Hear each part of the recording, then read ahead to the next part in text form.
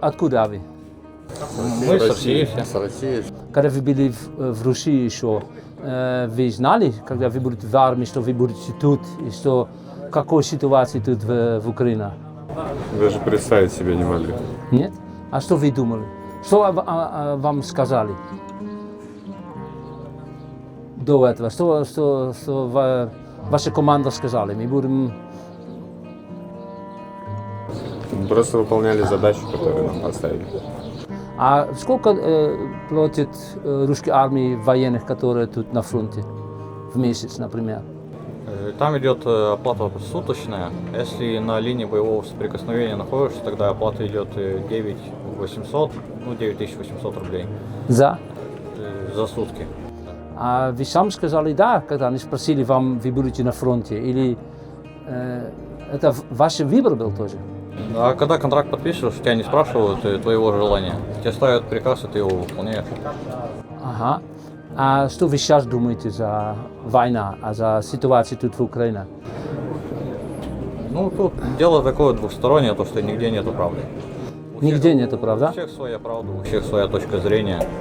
Как бы мы люди подчиненные, и как бы нам мало чего известно. Ну, Как бы ради чего-то делается, как бы это никто не знает. ну, вы сейчас знаете, какой ситуация. Если вы сейчас были свободны в России, вы еще подписывали контракт или нет? Ну, допустим, у меня пришла повестка. И потом я уже сам решил, что я лучше сам подпишу контракт, нежели меня заберут по повестке. А вы хотите потом отмен русских и украинских военных? Вы хотите назад в Россию? Сейчас на такой, да? А вы не думаете, что, может быть, сейчас тут ситуация лучше, чем если вы там, может быть, они скажут, вы опять на фронте? Там дом, там родина, там семья. Ну, нас все равно, как бы, государство не имеет права после возвращения с плена отправлять снова на выполнение задач.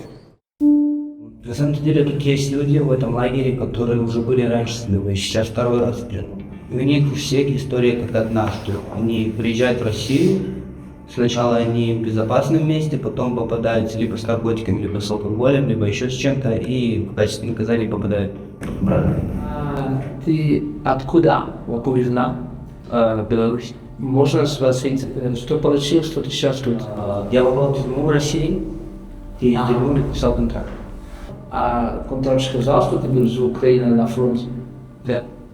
Ты думал, что русские армии правильно, что они тут воюют?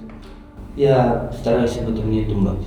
Как бы, об этом есть кому думать. Я потому что слаб в политике, вообще во всем слаб. Я не успел толком пожить, попал в тюрьму, я ни в чем не разбираюсь. Я не могу кого-то судить там. А что контракт сказал? Я буду освобожден из тюрьмы. И все как ранее не судим. После 1 года службы. А сколько тебя надо еще в тюрьме? Еще оставалось 11. А можешь спросить, за что ты там в тюрьме был? Наркотики. Сколько времени ты был в армии, до тебя на фронте? Месяц. Месяц, а потом на фронте. А сколько ты был в фронте? 9 дней. В Харьковском направлении, возле города Волчанов. Когда украинцы тебя взяли, как было это? Нам дали команду по рации, что надо наступать к блиндажу. Еще сказали, что он пустой. Но это не точно. Вот подошли у нас, то есть, потому что мы долго по лесу двигались, у нас были нерабочие автоматы. Совсем. Они заклинили.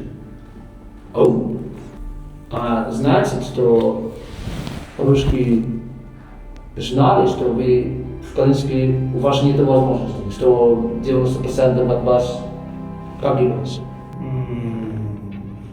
Я не знаю. Думаю, знали. А как повезло, вы были, что украинцы вам не убили? Я не знаю, как ответить. Просто повезло, да. Не стали стрелять. Они просто сказали, типа, кладите оружие на землю и все. Сейчас ты тут. Что будет с тобой, если будет обмен? Я не знаю. Ну, ты думаешь, что тогда ты еще надо воюешь, и ты будешь свободна, или... Надеюсь, что не надо больше. You know, надеюсь.